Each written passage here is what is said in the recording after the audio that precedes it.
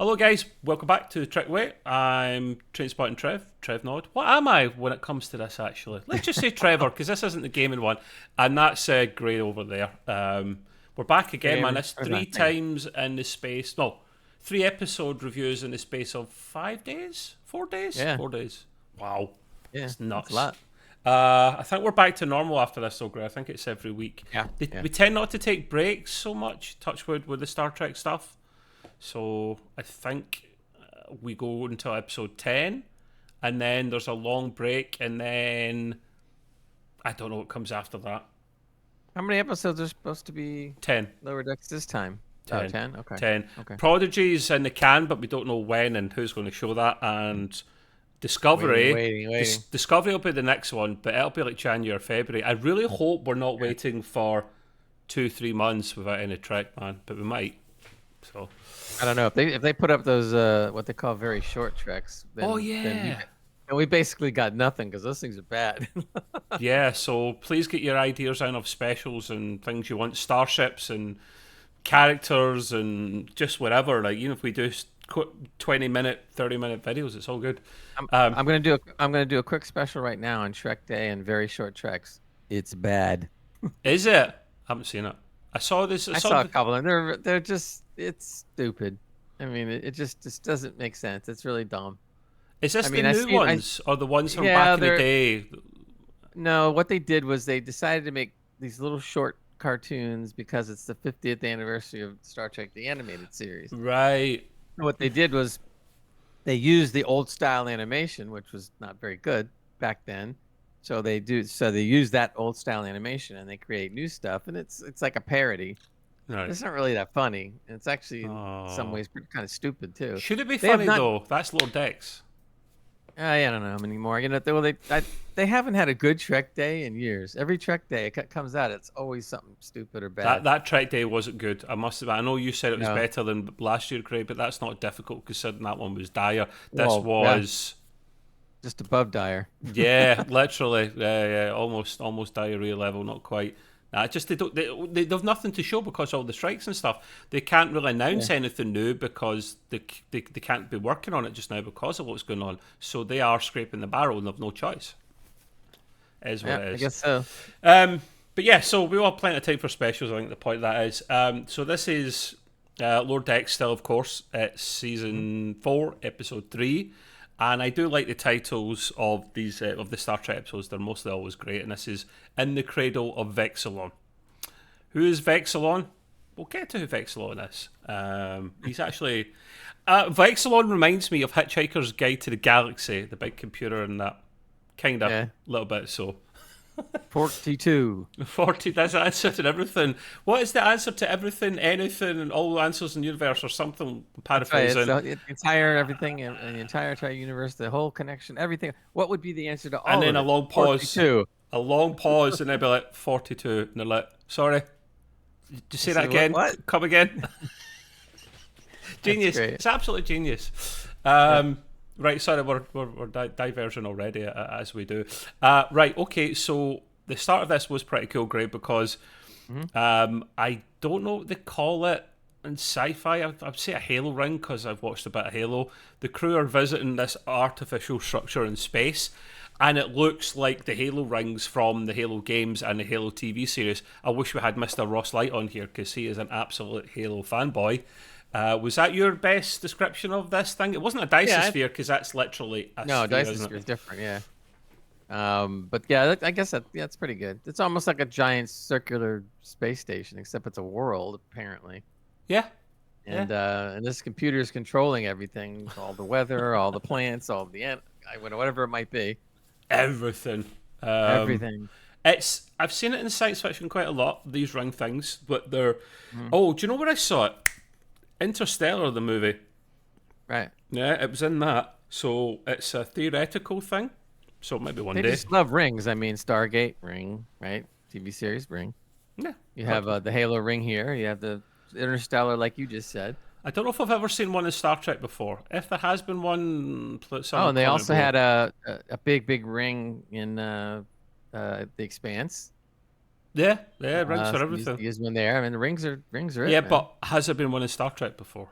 I don't remember seeing one. I have to think about that one. I don't think Don't so. think so, but I could be. There's a lot of Star Trek, so I don't remember. Well, I mean, you could say Guardian of Forever. He was a ring kind of shape. True, but I'm talking about this thing that you live on. Whatever Yeah, whatever its scientific name is for it. Someone tell me, because I don't know what it's called. Yeah. I'm calling it a Halo ring. I just want to start humming the Halo music right now, but that's a different franchise, so I won't. So That's another special. there's a lot of humming and hawing and that. So the like as Grace touched upon, this computer, there's a big AI that runs this thing from eons ago called Vexilon, and Vexilon is bloody hilarious, Gray. It's got its cheeky, chappy personality, cracking jokes, sense of humour. What could possibly go wrong about an AI with a sense of humour? Of course, nothing could go wrong. Everything and anything. Remember the lower deckers that we're now unofficially calling upper lower deckers? Gray coined that. That's patented that. They are stepped up a little bit, so they're now looking after the ensigns. Would it be the ensigns? Yeah, it would be ensigns, and then lieutenant, junior grade, and lieutenants. Yeah. Right. So he's technically looking after the ensigns, which is a scary bloody thought because it's Boimler. But he is on his first away mission this time as someone like a boss man looking after his little minions. And he's...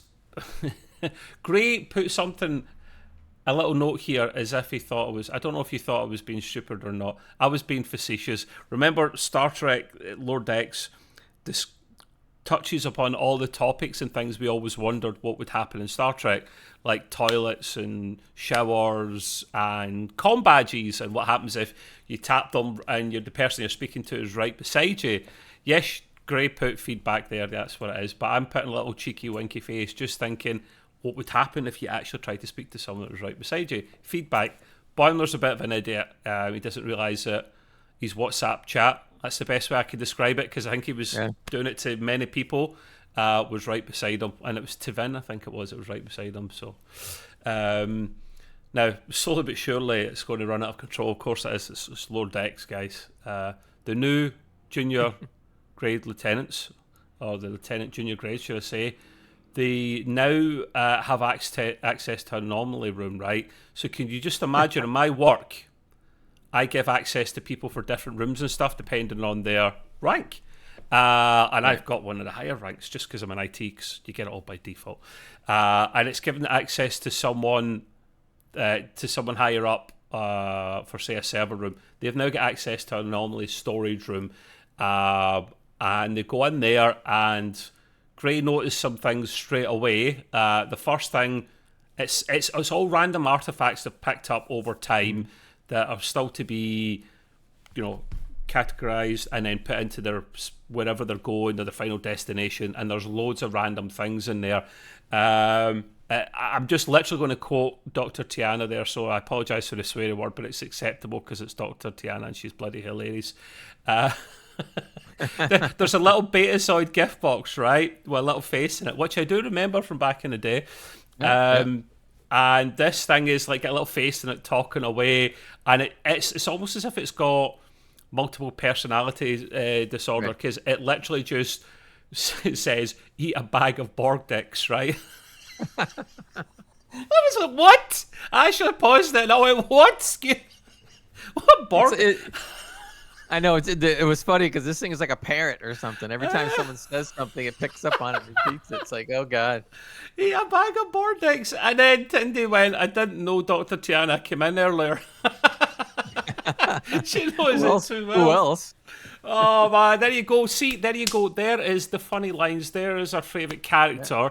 Both Grey Knight's favourite character. Well, the funny thing is, she actually wasn't physically there, and she's still funny. No, yeah, I know exactly. Well, there you go. You hit the nail on the head. This thing's a parrot. It records whatever you say. She's been in before and picked up on a sweary word.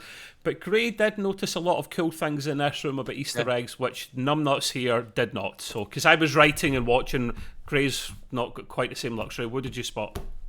Well, I wasn't able to spot everything, but the one that came out at me right away was the character or the computer robot, whatever you want to call it, Nomad. And Nomad came from the original series episode The Changeling, which is season 2, episode 3. And basically, this was a thing that the Kirk and Spock had to contend with and stuff. And so I see this thing, and I'm going like, oh my gosh, it's Nomad. And Nomad had merged with another probe, so it became pretty powerful.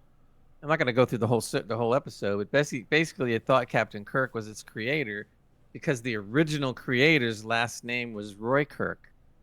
And because this programming was a little goofed up when it merged with the alien probe, it just picked up on the Kirk, and so it assumed Captain Kirk was the creator. It was a really great episode. So I see this thing and I'm going like, "Boing, that's it." Well done. Good eyes, my man. Then there were a couple others. I don't know if you want to point them all out or wait. Of course, yeah, go for it, man, please. Okay, so I did recognize the knife. I just couldn't remember where I had known it from, so I had to go look it up. And it was the Lurpa, and the Lurpa was the weapon that Kirk and Spock fought with in Amok Time, also the original series, and that was season 2, episode 1. And everybody knows that because Spock was in the heat and everything. So, right. The other Easter egg, which I remember, but I couldn't remember everything about it, was the Wada Chula game, and that was the Wata Hui now. Yeah, Wada Chula. It was seen in Star Trek Deep Space Nine, Move Along Home, season 1, episode 10. The game trapped players in a pocket dimension and forced them to solve escape room puzzles before they could get out. Which comes back later on in the episode. Right. We'll explain how that happens in this episode. So it was just like, I love those little things they just throw in there and expect you to pick up on them. Armin Shimmerman actually played the voice. I didn't know that was pretty interesting. Did he play the voice this time around? No. I don't think so. I didn't recognize his voice, but no. But yeah, I didn't even know he played the original voice. And back then, of course, he wasn't cast for Deep Space Nine. That was only for TNG. So to do the voice for the box was pretty cool. That was him. So they came back to him. And of course, if you don't know, he played Quark in Deep Space Nine. And that episode was in Next Generation was called Haven. That was also season 1, episode 11. So interesting. All those cool little things in there. Yeah. Literally, Easter egg hunters' dream come true. Really, that one. I should really go back and watch more DS9 because I used to not hate it, but it was one of my least favorite shows, and I do like it more than I used to. So I should, because there'll be episodes and there'll be a lot of episodes that I won't remember because I never watched it a second time round. I've watched every Star Trek episode, including TOS, at some point, at least once. But they've been so long ago with my memory that. So yeah, you got to get back to some of those TOSs. You only polished 1 or 2 off that list again. Oh, I've polished more than 1 or 2 off that list. Okay, and there's this handful. There's probably like half a dozen polished off that list. And I always go with the better ones. Gray always suggests the best ones for me because, like, even TOS doesn't have every episode being 10 out of 10. So, right. So after this, the upper lower decks, Peyton incoming, still have a crap load of work to do. They have been bullied or picked upon by a lieutenant above them to scan every single isolinear chip in whatever room it's bloody called, the chip room. I'm just calling it the chip room, because the sensors are all down on the computer. Mariner is, why can't the sensors do it? Why can't you do it? Blah blah blah. Because I picked you to do it, and the sensors are down at the moment. You have to go and scan every single one, and it's wall to wall of chips, man. And they have to scan every single one because if even one's not scanned, it could be bad news. So they're still getting the crap jobs, even though they've went up in rank. They're still getting the crap jobs, great, which is a bit harsh actually. But they're in more high class crap jobs now. Are they? Well, maybe. The AI or Vexilon, we'll just call him Vexilon. He is an AI, but Vexilon.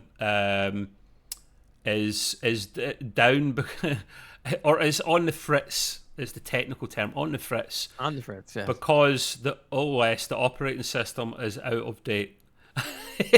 See, they relate things to real life sometimes, Lord X, and that's why it always makes me laugh and smile. Yeah. And I'm just thinking here, be careful when you update the OS, Gray, because we know every time Windows updates the OS, the sound always goes and plays up. something That's goes wrong, right. doesn't it? Something So happens. check those sound settings after, otherwise Vexilon won't be able to do a Discord stream. Great. What did you? I did notice this, but I didn't note it down. What the age involved here? Yeah, there when the captain was working through trying to do everything, because apparently she's an expert in old tech architecture computers or something. She said. Yeah. They said, let's see, let me find out when your last update was, and it was over 6 million years ago. But then it was even funnier too. The computer comments and goes, 6 million years ago, that was a good day. Like, okay. 6 million years. Can you imagine that now? Jesus Christ. And Windows update constantly reminding you to update.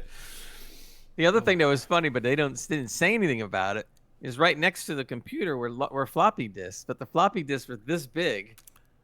And so she's holding a floppy disk in her hand, this big thing, and she's shoving it in. Kids, if you want to know what a floppy disk is, ask your parents or ask Gray. It was pretty funny though. I mean, they looked like the giant size of the 3.5-inch old floppy disk, years ago. And they just took a big. Do you want to notice something? I missed that purely down to their size. My brain didn't go 2 and 2 equals floppy disk because of the sheer size of it. I just thought they were like big cartridge type things that you plugged in, like big isolinear chips or something. But you're right, man. It's a big ass plastic or whatever it is floppy disk. Sure looked like a floppy disk to me, man. We're just going to go with that. Actually, I'd imagine it would be. It's satire and slapstick humor a lot of the time in Lower Decks. So, that was pretty amusing. The OS update fails. Never pull the power cable out in the middle of an update. No, they didn't do that. It fails, which sometimes can happen. And all hell breaks loose purely because it goes into regenesis mode, so it's starting to kind of revert itself back to its original programming, which was pre-everything, like pre-life on Earth kind of thing, just hell, brimstone, you name it. Volcanoes, primordial soup, and all this stuff. The law, yeah. You even hear the computer going like, we're going to turn everything primordial soup, and then you see the default voice, not the funny voice. Yeah. But what was funny about the whole thing though is of course if all that was actually happening, I mean, if it was live action, you could never do that because it wouldn't make any sense. The budget. But this is a cartoon show, so right, exactly. So this is a cartoon show, and everything is going completely nuts. Clouds are falling out of the sky and breaking on when they hit the ground because they're not real exactly. It was pretty great. Every time you turn around, something else is happening. The volcanoes and lava and all kinds of garbage and rain and thunder and everything else going on. It's pretty cool. It was a typical Lord Dex meltdown, usually. I forgot to mention as well, in the chip room, when they're scanning everything, the lieutenant, as he's leaving, says, oh, by the way, Billup's pet ferret, Lancelot, is on the loose. And that scares the shit out of Rutherford. I don't know. Maybe he's got a phobia against ferrets. But apparently he was just freaked out. No, I've got to scan all these chips and there's a ferret on the loose. Will it kill me? Will it not? Who knows? Back with the Vexilon. I was putting AI here, but it is called Vexilon. And what are they doing to try and fix it? They're checking the manual. Of course. The manual that's 6 million years old. Well, why not? And it's still a paper copy and it's good. Like, what? According to this, you see the captain going, according to the manual, it says here that, like, oh boy. Yeah, because Captain Freeman is an expert in old-timey-wimey IT stuff, she's able to... Alien, she's really smart. Alien IT stuff. Okay, right, mate, that's the next thesis I'm working on for my job. Come on, man, get me up, knocking me down. Not my profession. She vanishes. Yeah, but wait, what would have been funnier if you think about it is that when she found the manual, she should have said no one uses these and just throw it out.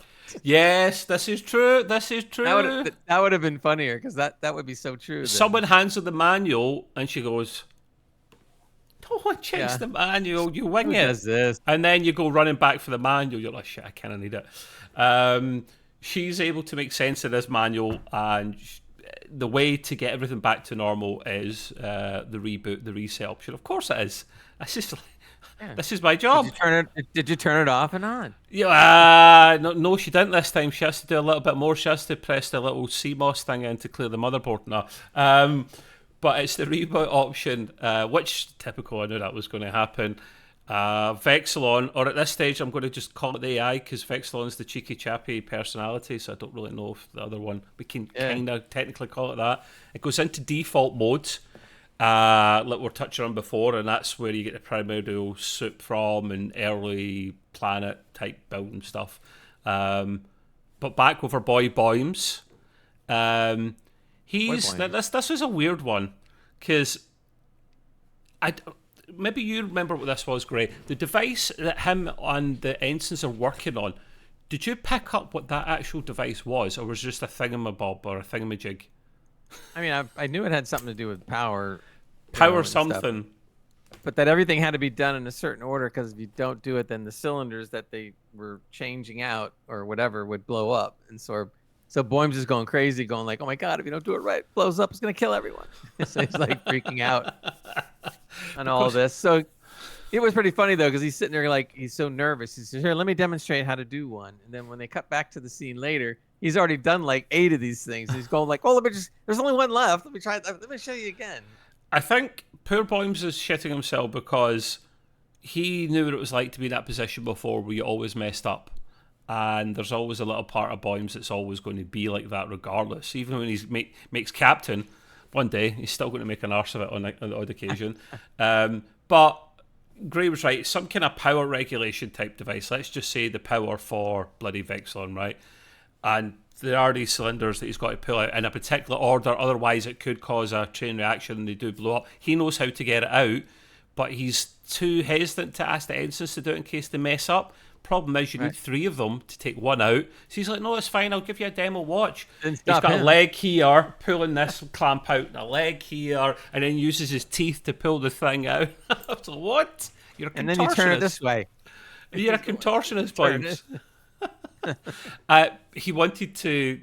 He doesn't quite trust him. I get it. He's new in that rank, and he doesn't want to be accountable.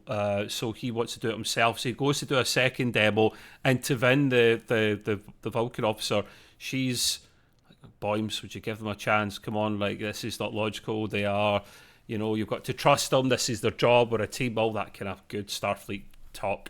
Right. But he's not having any of it. He wants to do it all himself, no matter what. The hope is if they take them all out, and I think they put them all back in the right order, it will reboot the system, we hope. And he's talking to the captain the whole time to work in tandem to get this sorted. Now, but I guess a bit slightly... I was going to say, while they're doing this, everything is still going completely bonkers outside. Oh yeah, they're just all looking at like meteors and crap flying everywhere, and there's going like this is. You kind of get used to it because it's lower deck, so there's got to be a bit of chaos in the background by default. The guys back on the Cerritos on the chip room are still doing their thing, but they are going to try and pretend that they scanned a lot of them, or all of them when they hadn't, and they kind of sneak out. And this is where the lieutenant mentions, the lieutenant that put them on this task, if you miss just the one chip, everything could go to shit. And they're like, uh-oh, this is not great. Later on, we find out what comes of that. We should back up a second, because the reason they were walking out and going towards the lieutenant's quarters is because they think that they're being hazed. And, hazing still goes on, I guess, apparently, in Starfleet or whatever. So they were so convinced that they were being hazed, they decided to haze the lieutenant by putting all this crap up in his office. And that was why they and then all of a sudden this lieutenant is like being serious, and they're going like, oh man, we might have made a mistake here. He actually isn't hazing us. So they got all nervous. And everything. What's one of the things they put in the lieutenant's room, Gray? Do you remember? Yeah, they put the Betazoid. Whatever it was. The Betazoid box and some ray gun thing that makes it do something. It was an interesting contraption. It was Rutherford helped set all this up because he's a genius engineer. And when they find out that this one chip that's missed could be a problem, They chip themselves. They spring into action. Rutherford is going to have to run back to that room and dismantle everything. And then the other guy's going to have to run back to the chip room to scan all the chips really, really, really quickly. But back in the planet, because we do get to that in a moment, back in the planet, Boimler finally accepts help from the ensigns after Tuvin gives some of that good logic, goodness to Boymes, a bit of common sense, a bit of a talking to. You like this scene, Gray, you noted down? Yeah, I thought it was nice. It was, I guess, a short character development scene or whatever. But anyway, she explains to Boymes that he has to trust his crew and help them by being a leader.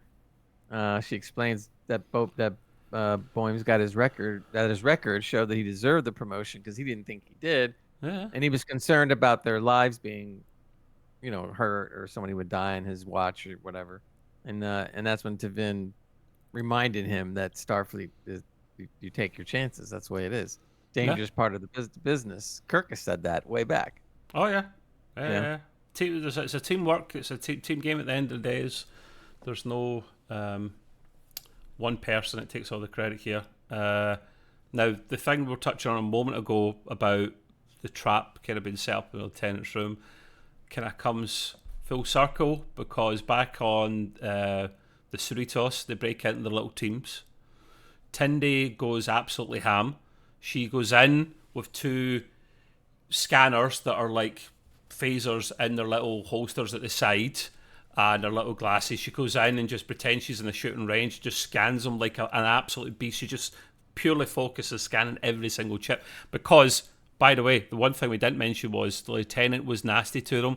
There was actually a second wall of chips after they thought they checked them all. He presses a button, it goes ding, and another wall comes down, and they're like, what? That's why this came up with the hex, the hazing, because they're like, nah, you're white. I like how he says, I thought the wall, the button on the wall was pretty clear right here, because they were wondering, like, how do you get the other wall? I said, well, the button's right here. It's like, you see the whole wall come up. There's just as many chips as there was before. Like, oh no.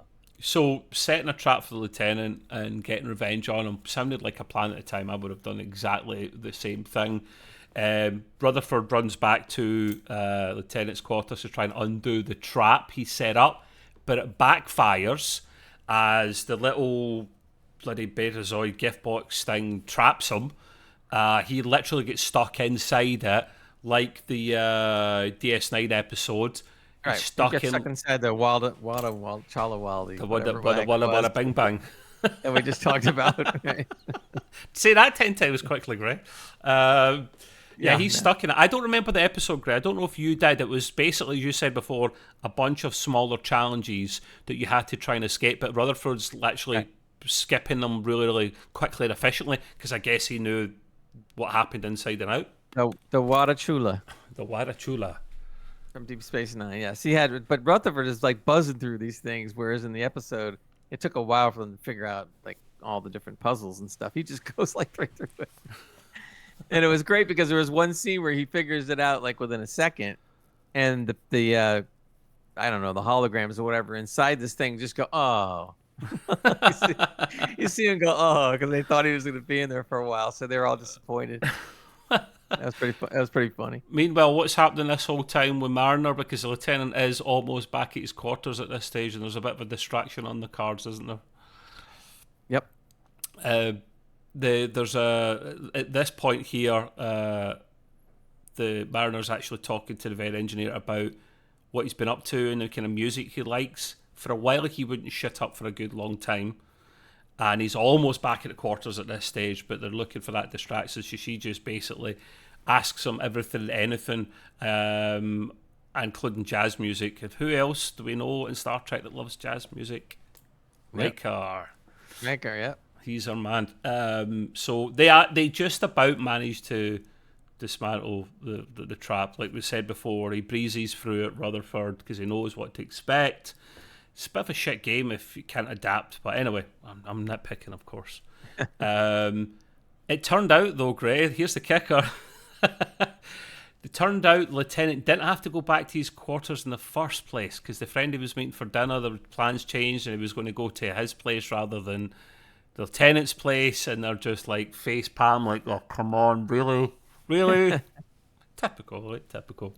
Then Rutherford, of course, passes out like bonk. Yeah, he's had enough. He's the poor guy. He needs a little rest after that. The AI does reboot in time. Vexilon does come back just in the nick of time. And what I found amusing about it was the whole thing. He was embarrassed about what happened. An AI with a conscience. That's right. I'm so sorry. It's like I didn't mean for all this to happen. That was amusing. I like Vexilon. The degenesis mode is deactivated as Boimler shuts down the device via the power system just in the nick of time. But remember, if they didn't put these things back in exactly the right order, the shit was going to hit the fan. And by shit and fan, it was Boimler going up into the air as an explosion goes off and he lands right. I mean, yes, I know it's a cartoon, Gray, but they're standing away over there. Like, by way over there, I mean outside my flat, way over there. And the complex is there, and he's supposed to have been blown away over to there. Right. Flies Come like on, man. Hits the ground. He's all like black and like just like on a Roadrunner cartoon. He's been smoked. He's been in the oven. Someone set the oven to 250 in Celsius and forgot about him. So yeah, poor Boimler looks like he's obviously not going to be dead. I knew he wasn't going to be dead, but he's a proper mess. He's charred. He's not moving. And then you've got a little comment a little bit after here that you noted down, Gray, about Ransom, which was amusing. Yeah, I thought it was pretty funny. Later, Boimler was like imagining stuff, and that's because he was asleep or whatever. And he was actually, Dr. Tiana was working on him, Dr. Cat. So he's working on him. Dr. Cat. And so he wakes up because Tiana had woke him up. Yeah. And I'm going to get into something she said really funny in a second. But then Ransom made a comment, and I just thought it was important to think about because Ransom says there's nothing like your first death. And I'm going like, what? And then I'm going like, and because Rax had died, remember? Yeah. And then he came back. And the way they explained it more or less was like, well, you always come back. It's, So they loosely are referring to what typically happens in cartoons, like, all the Bugs Bunnies and Roadrunners and all those other old cartoons. They never really die. They get all charred up and looking like whatever. Yep. And then they're fine. So they play that same thing, although they don't mention it too much, but they kind of just throw those lines in there. So when he said something about your first death, and he came back, I was like, okay, they're talking about cartoon kind of thingy now, because he doesn't really die. Because technically, everything that was going on, there's no doubt he should have died. The thing exploded. He got thrown 100 feet. I mean, and no hypospray is bringing you back, man. No chance. Exactly. So, but the stuff that just got me totally, I was just laughing my butt off the entire time. Is he wakes up, and then Dr. Cat says when she's finished reviving Boyum, she gives him the hypo. He wakes up and she goes, "Holy shit! I can't believe that worked." And I'm just laughing. I'm going, she's the doctor, and says, "Oh, holy shit! I can't believe it worked." And then it was even. Then it just kind of went on that because I know she's going to come up with some other line, so I'm always listening for it, right? And then Boyum is up or whatever, and then he hears something. I forgot what Ransom said. Then he just drops dead again, and stuff. And then Dr. Cat's like all upset. I just revived him. And then she comes over and she goes, "Give me 30 cc's of whatever just worked a fucking minute ago." That's pH, by the way. He spelled that pH. Yes, pH. Yes. But you knew what you said, but and then I would lost it at that point because she goes, "Give me 30 cc's of whatever just worked a minute ago." Like she didn't even know.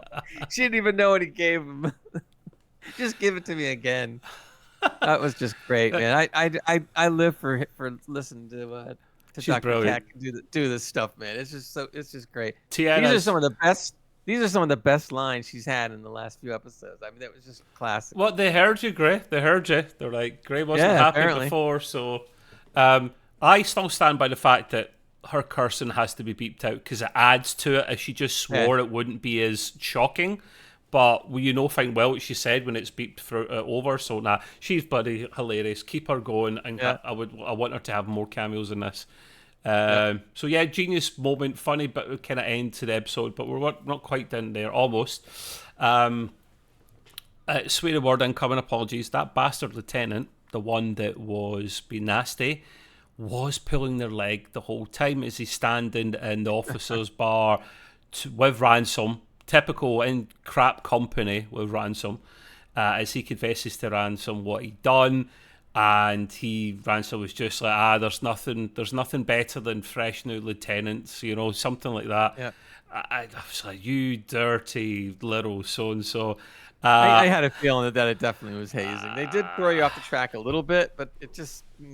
Yeah. And sure enough at the end, it really was hazing. It was. And just to add to it, the lieutenant's he's got a hold of Philip's ferret, Lancelot, for whatever reason, and he picks up Lancelot and he goes, go and get Rutherford. That's what he said. Go and get Rutherford. Lets him loose, and it just runs up to Rutherford, and you don't see it. It cuts to black. Rutherford, he's off. I want to know what happened with the ferret man in another episode. What caused this ferret phobia? So I want to know. But I think what would have been funny is they should have made the ferret about the size of a human. Now that would have been funny. But it's okay. It's okay. That'll come in the future. But yeah, so it was very decent. No big qualms there. Gray, what did you give this episode score wise? And why? I went 8 out of 10. I was playing with 7, but because Dr. Cat just pushed it on up, and of course some of the callbacks in the anomaly room. But Dr. Cat, that made it for me. I had to push it up a little higher just because of her, because it was just so good. I mean, her lines in this episode were just really unbelievable. I'm adding a 0.5 on here, Gray. Okay. I was a 7 out of 10. I'm 7.5 out of 10. Very decent, I note here. Very decent it was. No real big issues. There wasn't anything I disliked to this episode. It just wasn't. I mean, it was funny. I just think I thought it could have been funnier compared to previous seasons, previous episodes and previous seasons, where I'm literally laughing many times throughout the episode. And it's only really, for the most part, I laugh when Tiana's on. I should be laughing at other characters because it is an adult comedy cartoon. So it shouldn't just be up to Tiana. I'm wanting more characters to make me just go burst out laughing. This was the thing that I pointed out when we did our last show. Going back to Rax again. Rax used to be a pretty funny character. And early on, he had some really good lines. Do you mean Shax? Did you say Shax? Rax? Excuse me. I was wondering what you're talking about there, yeah. Shax. So Shax had some great lines. And all of a sudden, the last, I would say... He's dried up. The last half of season 3, and even now in season 4, he isn't on as much. And when he is on, he's not as funny as he used to be. No. And I liked him, and I liked the play off of him and Tiana. It works. I blame Tiana. So I think that they've kind of, I don't know, for now, they kind of neutered him because he doesn't seem to be as funny. No, you get the wrong species. The cat's the ones that get neutered. Yeah, whatever. Same thing. But the point is that I don't like that because he was one of probably my second favorite character after Dr. Cat. And now he's kind of he just shows up here and there, and he doesn't really do anything. I think Tiana's got his lines. It's safe to say she's taken his limelight, which is a shame because he was my second favorite character as well. Hopefully, he does come back later on this season with more funny moments involving the Tiana, because that would be amusing. But no, it was still very decent. The funniest bits were with Tiana. Like I say, the best line I've ever heard in Lower Decks to this very day is "Eat a bag of bored dicks." Yep, that was good. Do Borg have dicks? I don't think they do, but who cares? We don't care. She comes up with stuff. That's what I'm saying, man. The character just comes up with the best stuff. I didn't know Dr. Dr. Tiana was in here earlier on. But yeah, so we'll wrap it up there. The usual quick call to arms. We are on, for now, the audio podcast platforms as well. It's changing next month, maybe. I haven't decided on that one.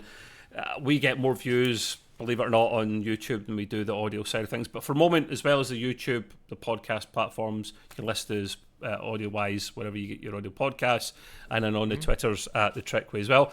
And then probably by the end of the month, most likely, don't hold me to it, we'll be doing probably a Gray's Green Room. Gray does an entertainment podcast, which is I equally enjoy, to be fair.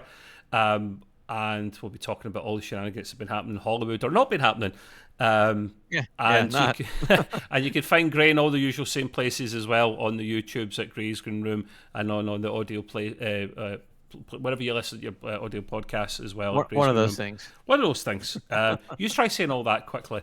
Of course, he's on Twitter as well at Gray's Green Room. And tonight, if you like gaming, Gray and I, as well as our friends Ross and Nick, will be on our gaming podcast, which is Extreme PC UK. If you just Google that, you will find the Discord for that. And Gray's got an entertainment section in there. And so have I. I've got a Trickway in there as well, that we could talk Star Trek and entertainment goodness. And he's on the Twitch. So if you're about, you could watch a gaming podcast on the Twitch. But okay, we'll leave it there, mate. Thank you very much for coming along, as always, people. Sure. We'll see you for next week's episode 4. But until then, Mr. Gray, do your thing, mate. As long and prosper, everybody. Bye. Goodbye.